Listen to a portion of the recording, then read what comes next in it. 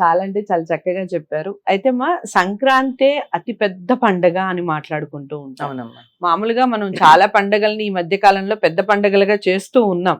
ఇప్పుడు దసరా ఉంది, 9 రోజులు చాలా బాగా చేసుకుంటారు. కానీ సంక్రాంతికి మాత్రమే ఎందుకు అంత ఆ పేరు ఎందుకు వచ్చిందంటారు అసలు? సంక్రాంతి అంటే సంక్రమణం అమ్మా.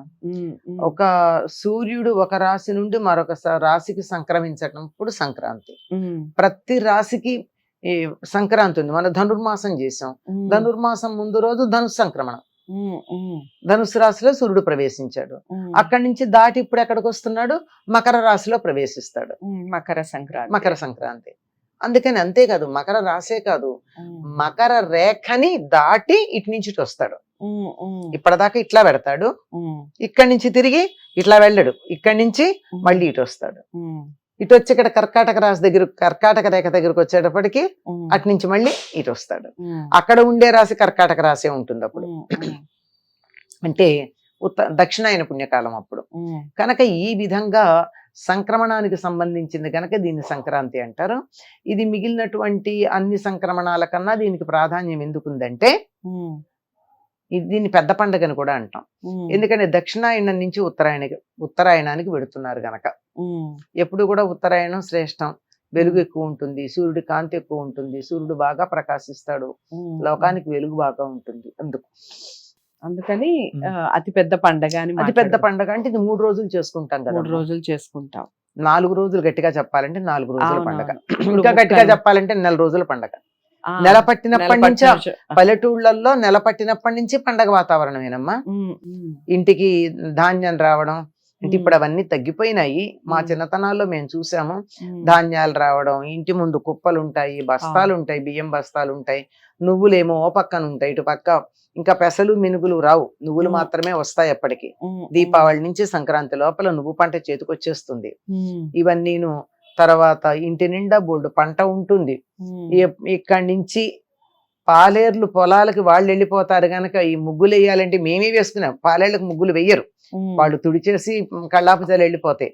ఇక రాత్రి 6:30 7 గంటలకు కూర్చుంటే 11-12 దాకా అంతసేపు ఈ ఇంటి నుంచి ఆ ఇంటి దాకా కలుపుకుంటే ఇలా ముగ్గులు వేసుకునేటటువంటి పని.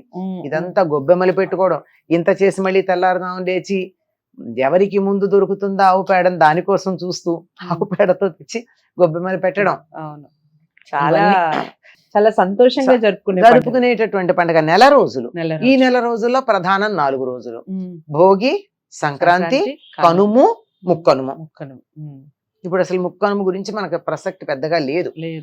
3 చాలా గొప్ప అనుకో. అయితే అమ్మా ఇక్కడ ఒక విషయం ఏంటి అంటే, ఈ పండుగ సందర్భంలో మామూలుగా భార్యాభర్తలు కలిసి దాంపత్య జీవితం అనేది అసలు గడపవచ్చా అనేది చాలా పెద్ద ప్రశ్న. అది నిజంగా అంటే ఈ పండుగ సందర్భాల్లో పూజలు చేసే టైంలో కానివ్వండి, వాళ్ళు దాంపత్యం అనేది గడపొచ్చా అనేది అందరూ అడుగుతున్న ప్రశ్న. మీరు ఏం చెప్తారు? అమ్మా, ప్రత్యేకంగా కొన్ని వ్రతాలు అవి దీక్ష తీసుకుని చేసేటప్పుడు ముందు చెప్తారు. ముందు రోజు భూసేనం అంటే నేల మీద పడుకోవడం, బ్రహ్మచర్యం, ఏకభుక్తం. ఏ వ్రతానికైనా. సంక్రాంతి వ్రతమా? కాదు. నిత్య పూజ చేసేటప్పుడు ఇలాంటి అనుమానాలు వస్తున్నాయా? రావట్లేదు కదా. కాకపోతే మనకు ఒక పద్ధతి ఉంది.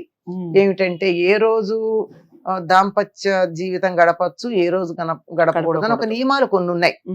ఆ పద్ధతి ప్రకారం గనక గడిపినట్టయితే వివాహితుడు కూడా, గృహస్థు కూడా బ్రహ్మచారి కింద పరిగణించబడతాడు. అది ఎప్పుడు పడితే అప్పుడు కాకుండా దానికి ఫలానా నిషిద్ధ దినాలు ఉన్నాయి. ఈ రోజుల్లో పనికిరాదు దాంపత్య జీవితం అని, వాటిని పాటించేటప్పుడు వస్తాయి. అందులో సంక్రమణాలు కూడా ఉన్నాయి. అంచేత సంక్రమణం రోజున మాత్రం జాగ్రత్తగా ఉండాలి. మిగిలిన రోజుల్లో ఏం పర్వాలేదు. పూజ మామూలు పూజలకి ఏం సమస్య లేదమ్మా. ప్రత్యేకంగా వ్రతం అవి చేసినప్పుడు మాత్రమే సమస్య. ఇంకొకటి ఏంటంటే, చెప్పండి, గార్హస్థ్య ధర్మం నిర్వర్తించటం అన్నది పవిత్ర కార్యమే గాని పనికిరాంది కాదమ్మా. ధర్మబద్ధంగా వివాహం చేసుకున్న భార్యాభర్తల మధ్య దాంపత్య ధర్మం అన్నది పవిత్రమైందే తప్ప పనికిరాంది కాదు. ధర్మబద్ధంగా వివాహం చేసుకున్న భార్యాభర్తలు కానప్పుడు ఈ సమస్యలన్నీ.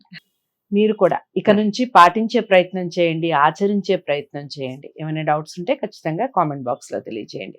వీడియోని లైక్ చేసి షేర్ చేయండి, ఛానల్ని సబ్స్క్రైబ్ చేసుకోండి. నమస్తే.